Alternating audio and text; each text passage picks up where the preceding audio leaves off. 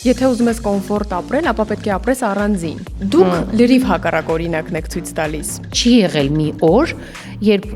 ես փոշմանել եմ, որ մենք միասին ենք ապրում։ Վստահ եմ, որ Տիկին Դևանի մոտ էլ չի եղել նման բան։ Դեկտեմբերին տեղի ունեցավ ԱՄՆ-ում Armenian Video Music Awards-ը։ Ամերիկյան այդ մրցանակաբաշխության մասին իմ մոտ էլ կա տենց կարծիք։ Ես չգիտեմ այնտեղ ով է ընտրում, ինչ է ընտրում, ինչի համար է ընտրում։ Արտիստներին պետք են այդ արձանիկներն ու անվանակարգերը այսօր։ Այդ որ ընկերներով հավաքվում են միմյանց ինչ-որ բան են տալիս, երկար տարիներ այդ մասին խոսվել է եւ այնպես չի որ դա մի քիչ հեռու է իրականությունից։ Խազերը շատ լուրջ հավակնություն ունեն դառնալ իսկապես այ մրցանակաբաշխություն։ Տարվա հայտնություն էր դրան, շատ մարդկանց, բայց մրցանակը տրվեց Yellow Heart-ին։ Ես ինքս այդ հանձնաժողովում եմ խազերի եւ ինքս քվեարկել եմ, արել եմ իմ ընտրությունը։ Այո, բաներ կա, որ իմ որոշումների հետ չի համընկել։ Մենք բաց ենք թողել մի քանի տարի, ես կարծում եմ դա էր, որ Yellow Heart-ը ուղղակի իր մրցանակը եւ սերը տեսավ։ Հիմա ձեր սերնդի արտիստները տեղավորվել են փոքրիկ համերգային սրահներում։ Փոքրիկ Հայաստանում։ Ոյ, լավ, всё, հոգնեցի։ Ես մի քանի հատ պատնեշը տեսա վերջ։ Երևի չեմ կարողանալ։ Всё, լավ, ես իմ փոքրիկ համերգը կտամ։ Հարմարվել եք արդեն Սոֆիի ամուսնությանը, այն որ արդեն ձեզ հետ չի ապրում։ Չէ, չեմ հարմարվել։ Ողջույն Breakpoint-ի այսօրվա մեր հյուրը Հայաստանի Հանրապետության վաստակավոր արտիստ, երգչուհի Զարուհի Բաբայանն է։ Ոնց եք Զարուհի։ Ողջույն, շատ լավ։ Հոյակապ, բարձր տրամադրությամբ, ժպիտը դեմքիս, լավագույնի ակնկալիք։ Ինչպես միշտ եք։ Երևի թե այո։ Այս վերջին տարին շատ բուռն իրադարձություններ տեղի ունեցան ձեր կյանքում եւ ձեր շուրջ, բացի այն, որ ձեր աղջիկը Սոֆին ամուսնացավ, հետո ձեր սանը Ալբերտը Եվրատեսիլին պետք է մասնակցեր, դուք մասնակցեցիք երկու աստղին Սոֆիի հետ միասին։ Այո, անկեղծ ասած շատ խառը տարի էր, բայց բոլոր առումներով կարելի ասել, որ հոյակապ տարի էր։ Ամեն ինչ ուներ իր իհարկե լավ ու վատ կողմերը։ Հեսա կխոսենք իհարկե վատ կողմերից։ Բայց ես կարծում եմ, որ երջանկության սանդղակը ամենաբարձր նիշի վրա էր։ Իսկ հարմարվել եք արդեն Սոֆիի ամուսնությանը, այն որ արդեն ձեզ հետ չի ապրում։ Չէ, չեմ հարմարվել։ Չեմ հարմարվել այն առումով, որ իհարկե դու արթնանում ես եւ հասկանում ես, որ երեխաներդ արդեն մեծացել են եւ տանը չեն։ Ամեն մեկը ապրում է իր կյանքը առանձին արդեն։ Իհարկե ուրախանում ես, որովհետև տեսնում ես, որ այդ ամենի հետ նրանք երջանիկ են, հաջողված են, բայց իհարկե տխրությունը կա, որովհետև դու կարոտում ես,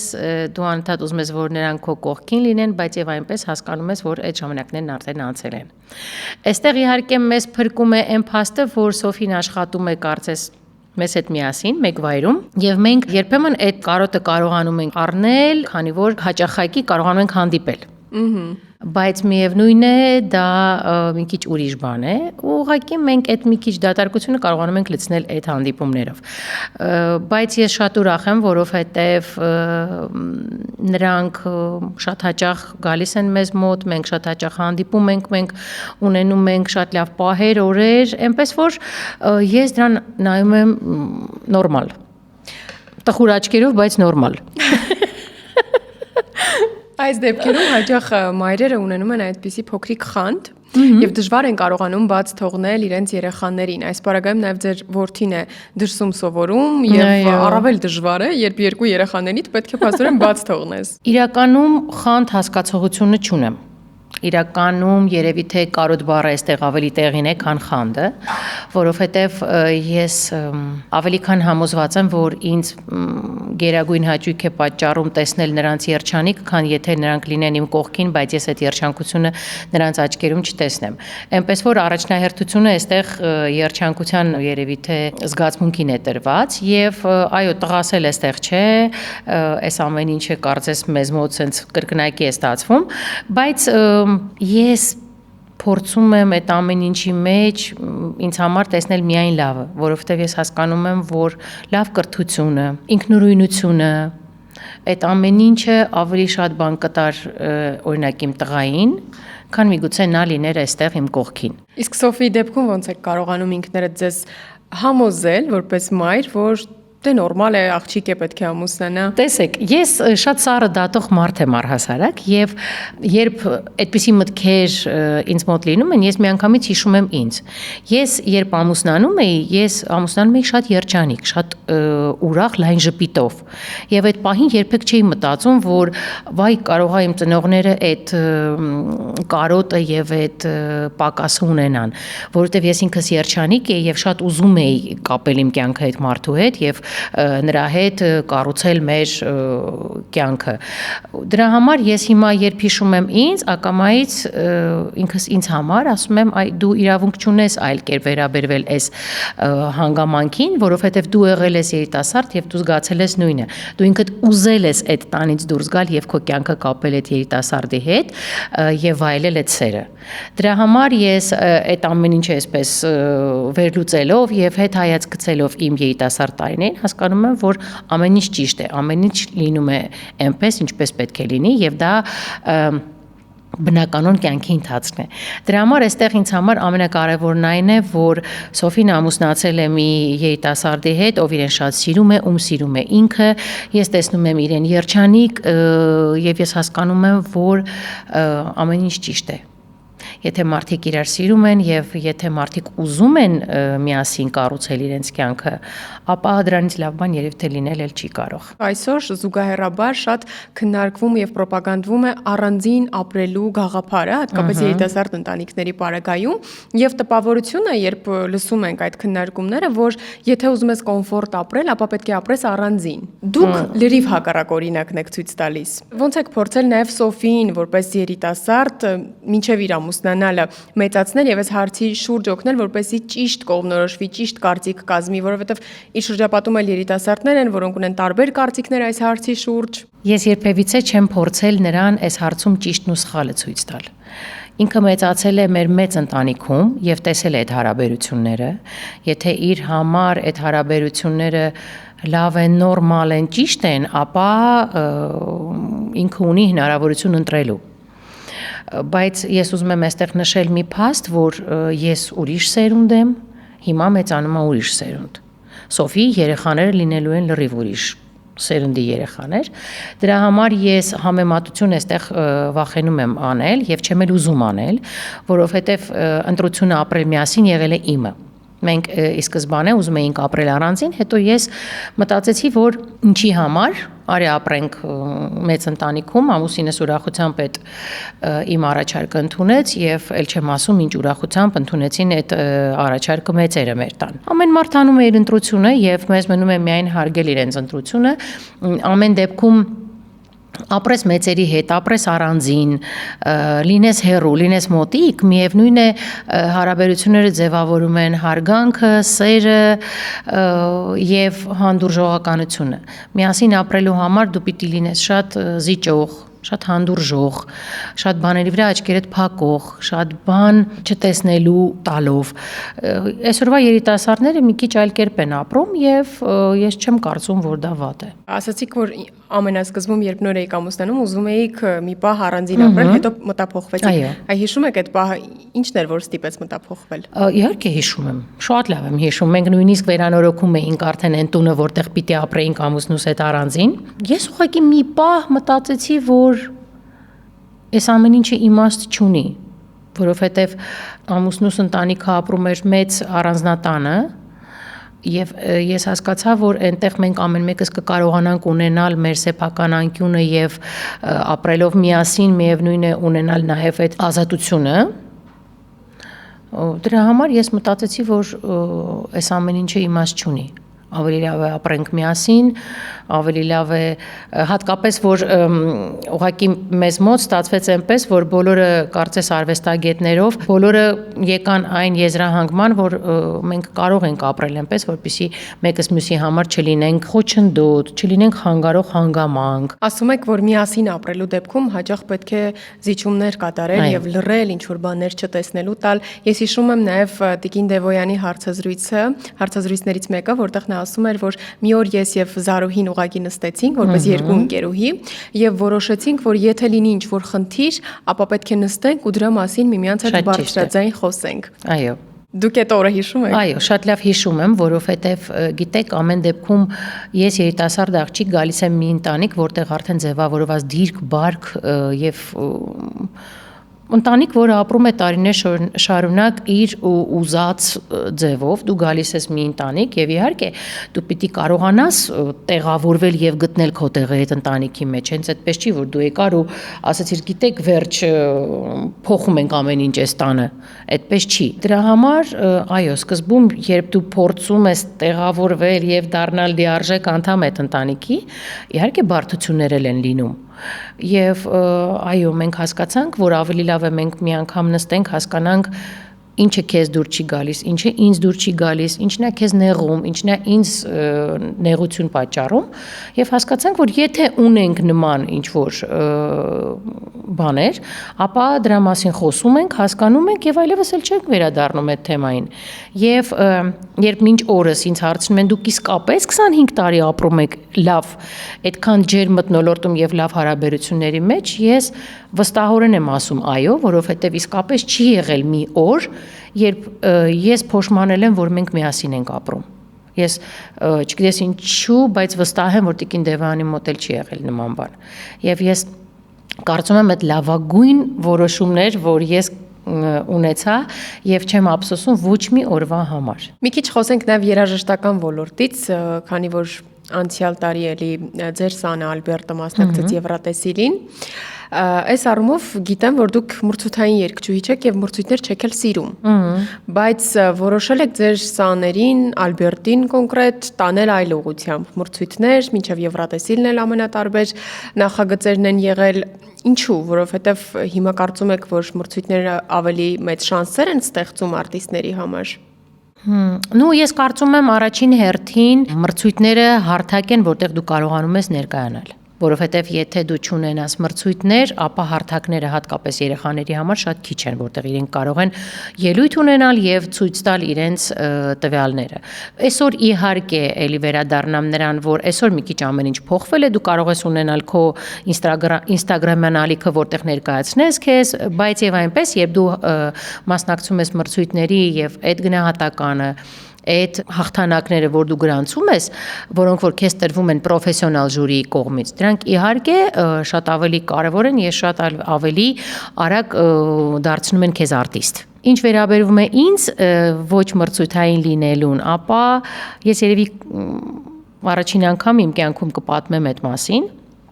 թե ինչու ես չեմ մասնակցում մրցույթների, երբ ես 10 միգուցե 7 չեմ հիշում հիմա 17 կամ 18 տարեկան էի, առաջին անգամ իմ ստեղծագործությունները, իմ երգերը ուղարկեցի, որպեսզի մասնակցեի այն ժամանակների ամենապրոֆեսիոնալ եւ ամենամեծ մրցույթին, որը կոչվում էր Голос Ազիի։ Եվ այն ժամանակ, երբ ես ուղարկեցի, այնտեղ երկու ստեղծագործություններ, Կոմիտասի Հովարեկ Սարեր ստեղծագործությունը եւ Շալախոն։ Մենք ուղարկեցինք, այն ժամանակ այսպես չէր, վարքյանական չէր ամեն ինչը, մենք ուղարկեցինք երկար սպասում էինք պատասխանին, երբ եկավ ինձ պատասխան, որ մենք շատ կուզեինք, որ դուք մասնակցեիք մեր մրցույթին, բայց վոկալիզով ոչ մի ստեղծագործություն մեր օրենքներով չի կարող մասնակցել, եւ այդ ժամանակ արդեն էլ ես չէի հասցնում, որպեսզի ուղարկեի նոր ստեղծագործություն եւ մասնակցեի այդ մրցույթին։ Ես այդ ժամանակ մի քիչ իհարկե կոտրվեցի, մի քիչ տխրեցի եւ հենց այդ ժամանակ էր, որ ես որոշեցի, որ սա իմ առաջին եւ վերջին փորձն էր մասնակցելու մրցույթների։ Այնպես որ դա էր պատճառը, որ ես չեմ մասնակցել, ոչ թե որովհետեւ մտածում եմ, որ մրցույթները լավ բան չէ։ Հիմա եթե վերադառնայիք այդ 17-18 տարեկանը, կփորձեք ինչ-որ բան փոխել, չկոտրվել, նորից այլ մրցույթի մասնակցել։ Այո։ Իհարկե։ Այն ժամանակ ես, չգիտեմ, մտածեցի երևի դե լավ, ուրեմն եթե չստացվեց, ուրեմն դա իմը չէ։ Տարիներ առաջ նաև շատ էին իրականացվում ամենամյա այդ մրցանակաբաշխությունները եւ դրանք կոնկրետ իրադարձությունն էին երաժշտական ոլորտի համար եւ ոչ միայն նաև ընդհանուր հասարակությունն էր շատ այսպես հետաքրքրված սպասում։ Վերջին տարիներին այդ ամենի առումով մի քիչ пассив էր, չնայած էլի մի քանի մրցանակաբաշխություններ կային, որ իրականացվեցին, նույն խազերը, դեկտեմբերին տեղի ունեցավ ԱՄՆ-ում Armenian Video Music Awards-ը, որոնք էլի քննադատվեցին եւ քննարկվեցին։ Մի այսպիսի խոսույթ էլ կա, որ դե հավաքվում են ընկերներով միմյանց մրցանակ են տալիս։ Իրականում արտիստներին պետք են այդ արձանիկներն ու անվանակարգերը այսօր։ Իրականում այդ որ ընկերներով հավաքվում են միմյանց ինչ-որ բան են տալիս, երկար տարիներ այդ մասին խոսվել է եւ այնպես չի որ դա մի քիչ հեռու է իրականությունից։ Ամերիկյան այդ մրցանակաբաշխության մասին իմ մոտ էլ կա տենց կարծիք, ես չգիտեմ այնտեղ ով է ընտրում, ինչ է ընտրում, ինչի համար է ընտրում, բայց ինչ վերաբերվում է խազերին, ապա ես կարծում եմ, որ խազերը շատ լուրջ հավակնություն ունեն դառնալ իսկապես այ մրցանակաբաշխություն, տարվա ամփոփում գաղափարին, որովհետև պրոֆեսիոնալ ժյուրի կազմ, ովքեր որ շատ լուրջ հետևում են եւ փորձում են գնահատել բոլոր հաջողությունները, գրանցված հաջողությունները մշակութային ասպարեզում։ Վերջին անգամ, վերջին չէ, ավելի շուտ առաջին խազերը, որ եղան 25 թվականին, չէ՞, ես շատ հավանել եմ։ Իհարկե, այստեղ մի քիչ արտիստների վերաբերմունքը պետք է փոխվի, բայց դա կփոխվի այն ժամանակ, երբ մարդիկ հասկանան, որ իսկապես հանձնաժողովը, որը նստած գնահատում եւ ընտրում է լավագույններին, իսկապես այն մարդիկ են, ովքեր անաչառ որոշումներ են կատարում։ Բայց դա էլ կներեք քննադատվեց, որովհետև ասում էին ինչ որ անվանակարգերում մրցանակ տվեցին արտիստների, որը որ ավելի այլ արտիստի համար պետք է որ նախատեսված լինի։ Եթե ճիշտ եմ հիշում, այնտեղ տարվա հայտնության հետ կապված էլի քննարկում էր, որ տվեցին արտիստի, ով արդեն հայտնի է մի քանի տարի։ Այստեղ մենք ուղղակի ես ճիշտ եք ասում, ես էլ եմ լսել այդ ամեն ինչը, հետևել եմ դրան, այստեղ մի փոքր sense բան կա, որ ես ինքս այդ հանձնաժողովում եմ խազերի եւ ինքս քվեարկել եմ, արել եմ իմ ընտրությունը, այո, բաներ կա, որ իմ որոշումների հետ չի համընկել, բայց դա նորմալ է, որովհետեւ շատ մեծ կազմ է եւ այստեղ մի հատ փոքր բան կա, որ քանի որ կարծես շատ մեծ դադար է եղել մրցանակաբաշխությունների, երևի թե դրանով է պայմանավորված եղել մարդկանց այդ վերաբերմունքը եւ հանձնաժողովի քվեարկող մարդկանց վերաբերմունքը, բայց եւ այնպես, եթե արտիստները մի քիչ ավելի ուշադիր լինեն, որոնց թվում նաեւ ես եմ, այնպես չի, որ եթե ես հանձնաժողովի մեջ եմ, ես չեմ կարող ներկայացնել իմ աշխատանքները։ Արտիստները պետք է բոլորը մի քիչ հետևողական լինեն եւ բոլորը ներկայացնեն իրենց աշխատանքները ժյուրիին։ Ես հիշում եմ, կարծեմ Yellow Heart-ի եւ Լեայի հետ էր կապված այդ հենց հարցը, Լեայի, եթե ճիշտ եմ հիշում, որը որ տարվա հայտնություն էր Լեան, շատ մարդկանց, բայց մրցանակը տրվեց Yellow Heart-ին։ Երևի թե միակ քննարկումը եղել է այդ անվանակարգում, բայց ինչպես ասում եմ, միշտ չէ որ կարծիքները համընկնում են եւ կարծում եմ, որ ցանկացած Բայց դուք էլ կարծում եք, որ տարվա հայտնություն պետք է տային Լեային, թե ես մի քիչ հիմա կդժվարանամ ասել, ում համար եմ ես ինքս քվեարկել, չեմ հիշում անկեղծ ասած, այս պահին ովքեր էին այդ անվանակարգում ներկայացված, բայց երկու հոգի չէր, ավել էին, չեմ հիշում, հիմա չեմ կարող ասել։ Բայց այստեղ հարցը դա չի, հարցը նա է, որ ես չեմ փորձում հիմա մարդկանց որոշումների բացատրությունը տալ կամ արդարանալ, բայց ուզում եմ ասել, որ քանի որ մենք բաց էինք թողել մի քանի տարի, ես կարծում եմ դա էր, որ Yellow Heart-ը ուղղակի գնահատականին արժանի մարդ էր, դրա համար էլ այդ անվանակարգում ինքը իր կարծես մրցանակը եւ սերը տեսավ։ Ինչ վերաբերվում է առհասարակ մրցանակաբաշխություն, ես կարծում եմ ցանկացած արտիստին դա պետք է։ Ուղղակի երբ ամեն ինչը լինում է ուշացած, անտեղի, ոչ ժամանակին, դա արտիստին իհարկե կոտրում է, դա արտիստին իհարկե հիասթափեցնում է, բայց օրինակ մի ժամանակ մեզ մոտ արդեն ծիծաղի առարկա էր դարձել, մի քանի տարի իրարտևից երբ արվեցին մրցանակաբաշխություններ, շատ այսպես ասեկոսներ կային, որ կարծես հերթ սահմանած լինեն, լավ, քեզ այս տարի տվել ենք, այս տարի կտանք այն մյուսին, լավ, այն մյուսին տվեցինք, այն տարի այն մյուսին, եւ մարդիկ չէին հետևում էլ, իսկ ով է անում ինչ աշխատանք, եթե ես անում եմ մի բան եւ այս տարի ես լավագույնն եմ արել, մյուս տարի եմ ես լավագույն, մրցանակաբաշխությունը եւ արդարությունը հենց դրանում է, որ մարդը պիտի ամեն անգամ, եթե դուք հետևել եք, Grammy-ում կան մարդիկ, ովքեր որ տարիներ շարունակ իրար տեց ամեն տարի ստացել են Grammy եւ արժանացել են այդ մրցանակին։ Այսինքն այդտեղ այդ արդարության եւ ճիշտ ընտրության հարցն է։ Այո, մարդիկ երբեմն ուզում են ուղակի, որպեսզի մյուս արտիստը մի քիչ դե լավ ոչինչ, այս տարի Աննան ստացավ, թող մյուս տարի Զարան ստանա։ Լավ, մյուս տարի Զարան ստացավ, թող այն մյուս տարի Գայանեն ստանա։ Ու այսպես բնականաբար արտիստների մեջ արդեն եւ հանրության հանրության մեջ ձևավորվում է այն գաղափարը, որ չարժի մասնակցել, որովհետև այստեղ արդարություն չկա։ Այդ խնդիրը նաև Ամերիկայում կայացած մրցանակաբաշխության մեջ եք տեսնում։ Մրցանակաբաշխությունից մի քիչ դժվարում եմ խոսել, որովհետև ինձ համար այնտեղ ոչ հասկանում եմ ինչի համար է, ոչ հասկանում եմ ով է որոշում եւ ոչ էլ հասկանում եմ ում են տալիս այդ մրցանակները։ Դրա համար մի քիչ հիմա երևի թե զերծ մնամ այսպես երկար բարակ խոսելուց ամերիկյան մրցանակաբաշխությունից, որտեվ ինձ համար այդ մի քիչ ավելի շատ sense ինչ որ sense շոու իրադարձություն է։ Ինչու եմ ուզում հարցնել, արդյոք այսօր պետք են արտիստներին մրցանակներն ու այդ անվանակարգերը, որովհետև եթե առաջ չկար այս համացանցային իրականությունը եւ թվում էր թե դա կարևոր իրադարձություն է, մենք հավաքվում ենք, ամփոփենք, հասկանանք ով ինչ արեց, ինչքան տեսահոլովակ երգ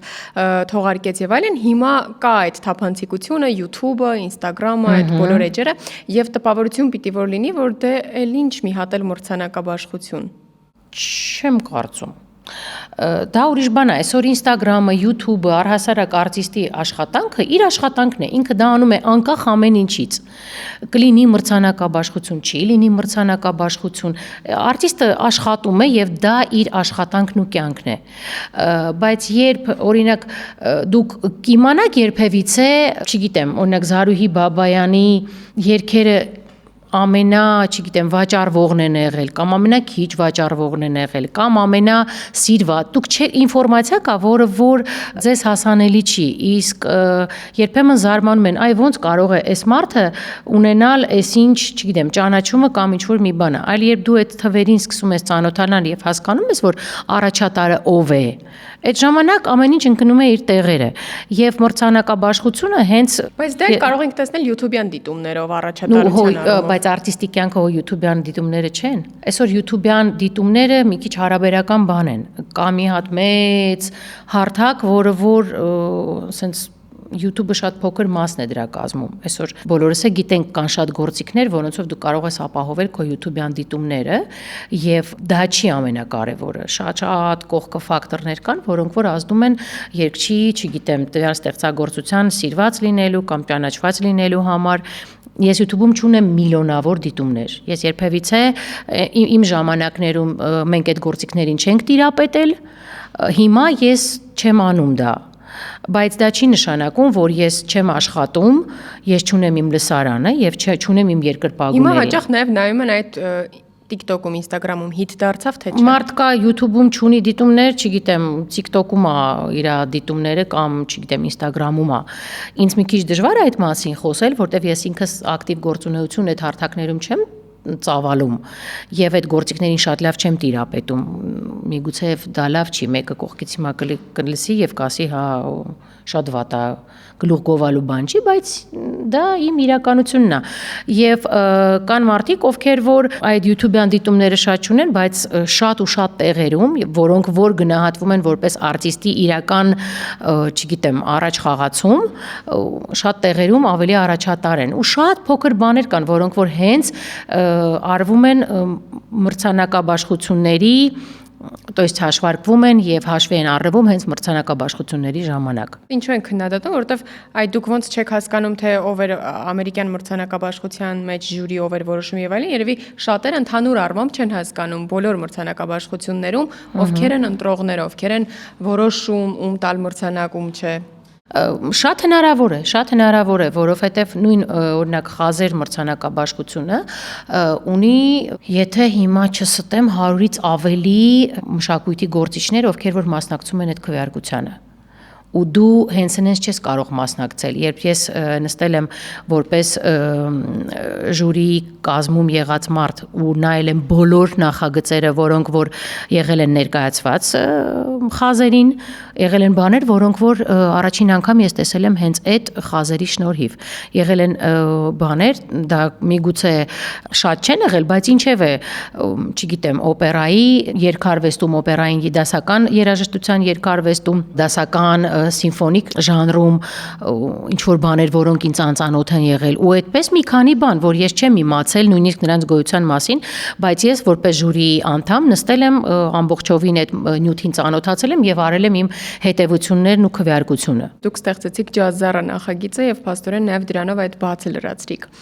Ես ճիշտ եմ հասկանում, որ այդ նախագիծը գումար աշխատելու համար չէր։ Երևի թե այո։ Այստեղ ամենակարևորն այն էր, որ բացի այն, որ ինձ շատ հաճախ հարցնում էին, նաև ես ինքս էի զգում դրա պակասը։ Եվ շատ կարոտում էի ջազը եւ շատ ուզում էի երգել։ Եվ այստեղ ամենակարևորն այն էր, որ ես ուզում էի ստեղծել այնպիսի ծրագիր, որը լիներ շատ հայկական։ Ես չէի ուզում երգել ամերիկյան ջազ։ Եվ փառք Աստծո, որ այդ նախագիծը ստեղծվեց եւ ես երջանիկ եմ եւ ամեն առիթ այսպես օգտագործում եմ, եթե հենց այդ երաժշտության կարիքն է լինում։ Այնպես որ այո, դա երևի թե իմ սրտի ցանկությունն էր եւ իմ ամենամեծ երազանքն էր եւ հուսով եմ, որ այս տարի եւս կկարողանամ այդ ծրագրով հիացնել շատ շատերին։ Փորձում եմ անել այն, ինչ իմ սրտին հաճելի է եւ չմտածել դրա մասին, ինչքանով է այն մասսայական։ Երևի թե այս առումով նաև ասել եք, եթե լինեիք ավելի ամբիցիոզ, գուցե մի քիչ ճանապարհն ավելի այլ լիներ։ Ինչ պատնեշներ կան, որ այդ ամբիցիոզ չլինելը առաջաբերել։ Չէ, դա ուղղակի բնավորություն է։ Ես նույնիսկ եթե վերադառնամ հիմա իմ պատմած պատմությանը մրցույթների հետ կապված, ապա ես 18 տարեկանում չեմ եղել ամբիցիոզ։ Իսկ եթե ես լինեի ամբիցիոզ, ես շատ բան կանեի այլ կերպ։ Ես պարբերաբար գալիս եմ դրան, որովհետև հասկանում եմ, որ լավ չի, որ ես ամբիցիոզ չեմ, բայց եւ հետո մտածում եմ ինչու, բացի մրցույթներից, ինչու լավ չի, որ ամբիցիոզ չեք երաժշտության մեջ։ Որովհետև ես կանեի շատ բան, շատ ավելի արագ, շատ ավելի հստակ եւ շատ ավելի ուրիշ ձև երևի թե։ Իսկ քանի որ ես այդ ամբիցիաները չեմ ունեցել, ես եղել եմ սիրված, ինձ ճանաչել են, բայց ես չեմ փորձել անել 10 անգամ դրանից շատ, որտեվ երևի թե միգուցե դա իմ սերնդի էլի ինչ որ տենց հատկանիշներից է, որտեվ երբ որ ես հիմա նայում եմ իմ սերնդակիցներին, այնպես չի որ իմ սերնդակիցները ինչ որ մի բան անում են շատ անգամ ավելի քան ես։ Մենք բոլորս իրենք էլ ամբիցիոզ չեն։ Հա, մենք բոլորս մի տեսակ սենց սիրուն մեր համար, ամեն մեկը իր գործով, կոմֆորտի մեջ, դանդաղ, հանգիստ, այսինքն այս տեմպի եւ այս ագրեսիայի մեջ դու ոնց որ չես կարողանում սենց տեղավորվես կամ չես ուզում։ Երբ ես երիտասարդ եմ եւ մի շրջան բավականին զգալի մեծ շրջան, մենք կարծես սենց շատ ոչ թե շատ հայտնի, շատ սիրված, շատ հաջողված արտիստներ էինք, մենք շրջում էինք աշխարհով, մենք ունեինք այն ժամանակ այդ սփյուռք մեր համայնքները, որտեղ մենք միշտ սպասված էինք, պահանջված էինք եւ սիրված էինք։ Մենք այն ժամանակ մտածում էինք, որ դրանով է ամեն ինչ սահմանափակվում։ Այ մենք դա արել ենք եւ նշանակում է էլ չգիտենք ինչ անենք, էլ տեղ չկա, էլ ինչ պետք է անենք։ Մենք ամբողջ աշխարհով համերգներով գնացել ենք, համայնքներում բոլոր ելույթներ ենք ունեցել, մեզ բոլորը ճանաչում են, մեզ բոլորը սիրում են, լավ, էլ ինչ է պետք մարդուն։ Իսկ հետո մեկի գալիս է մի շրջան, որ դու հասկանում ես, չէ, աշխարհը շատ ավելի մեծ է, դու այնքան բան կարող ես անես, որ այսօր նույնիսկ միջազգային հարթակներում դու քո տեղը գտնես։ Եվ այսպես դու հասկանում ես, որ դու չարեցիր դա։ Հիմա ձեր սերնդի արտիստները տեղավորվել են փոքրիկ համերգային սրահներում։ Փոքրիկ Հայաստանում։ Այո։ Եվ այնտեղ են ունենում այդ մենահամերգները։ Այո։ Ես պարբերաբար ունենում եմ փոքրիկ համերգներ, ակումբային համերգներ։ Այս տարիների ընթացքում նկատի ունեմ Երգի պետական թատրոնի փոքր դահլիճում։ Հենց այդ մեծ մենահամերգն էլ որ տենց արտիստները միշտ երազում են, չէ՞, սենց շատ բազմահազարանոց։ Մենք երևի մի քիչ դրանից էլ ենք վախենում, որովհետև մենք նախկինում ունեցել ենք դա, բայց հիմա դա մի քիչ ուրիշ աշխատանք է, ուրիշ ծավալներ ունի, մի քիչ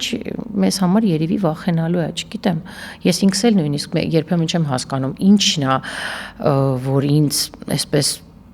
սահմանափակում է կամ ինչն է բռնում իմ ձեռքերը, որովհետեւ ես չանեմ դա։ Մտածում եք գուցե այդ նույն լսարանը չգա, չհավաքվի։ Իհարկե ամեն ինչ եմ մտածում։ Միգուցե այդքան մի քանի հազար մարդ չգա։ Միգուցե ես դա չկարողանամ անել։ Միգուցե ես չտիրապետելով այդ գործիքներին այսօրվա, միգուցե չկարողանամ այդ գովազդային արշավը ունենալ։ Շատ բան եմ մտածում։ Ես կարծում եմ դա ուղղակի ներքին վախն է։ Ներքին վախն է, որը որ քեզ շատ sense պատնեշներ է ստեղծում եւ դու Ոյ, լավ, всё, հոգնեցի։ Ես մի քանի հատ պատնեշը տեսա վերջ։ Երևի չեմ կարողանալ։ Всё, լավ, ես իմ փուջիրիկ համերգը կտամ։ Ու սենց ինչ որ տեղավորվում ես այդ քո կյանքի մեջ։ Երևի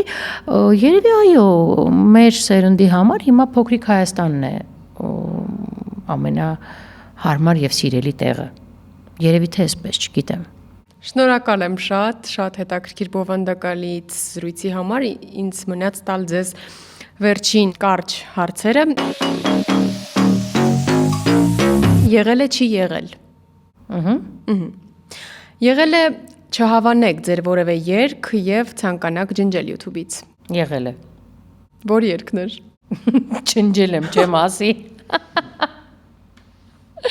Չէ, ոչ թե երգը չեմ հավանել, այլ ուղղակի տեխնիկական խնդիրներ եղել եւ ելույթը չեմ հավանել, ջնջել եմ, այո։ Եղել է մինչև մտերմությունը որևէ գոլեգա արտիստին հերվից չսիրեք կամ սխալ կարծիք ունենաք իր մասին։ Չէ, եղել է ուղղակի չեմ ճանաչել մարդուն, երբ ճանաչել եմ, հասկացել եմ, որ այն կարծիքը, որը ձևավորվել է իր հանդեպ թվային հարթակների միջոցով, չի համապատասխանում իրականությանը։ Ով էր։ Չեմ ասի։ Եղել է, որ չհասկանաք ձեր դստերը կամ չընդունեք իր որևէ որոշում կարծիք։ Եղել է, որ չեմ հասկացել, բայց կարծում եմ չի եղել, որ չեմ ընդունել։ Չհասկանալով ընդունել եք։ Չհասկանալով ընդունել եմ։ Եղել է, որ նեղանաք Տիկին Դևոյանից եւ չասեք նրան դրա մասին։ Չի եղել։ Իսկ եղել է, որ նեղանաք եւ ասեք։ Եղել է։ Եղել է, որ մոռանաք ընտանիքի որևէ անդամի ծնունդը շնորհավորել։ Չի եղել։ Եղել է, որ գումարի պատճառով հրաժարվեք որևէ նախագծից կամ համագործակցության առաջարկից։ Եղել է։ Ինչ նախագիծ էր։ Տենց նես չի, որ քիչ են եղել տենց նախագծերը, թե ինչ որ մի բան զգացել եմ, որ չի համապատասխանում եւ ինձ չի գոհացնում, հրաժարվել եմ։ Շնորհակալ եմ շատ, անչափ հետաքրքիր զրույցի համար։ Ես էլ եմ շնորհակալ, ինձ էլ էր շատ հաճելի եւ ձեզ մաղթում եմ նորանոր հաջողություններ։ Այսպիսին էր Զարուհի Բաբայանը Breakpoint-ի տաղավարում, իսկ դուք չմոռանաք բաժանորդագրվել մեր YouTube-յան հարթակին, թողնել մեկնաբանություններ եւ սպասել մեր հաջորդ հանդիպմանը։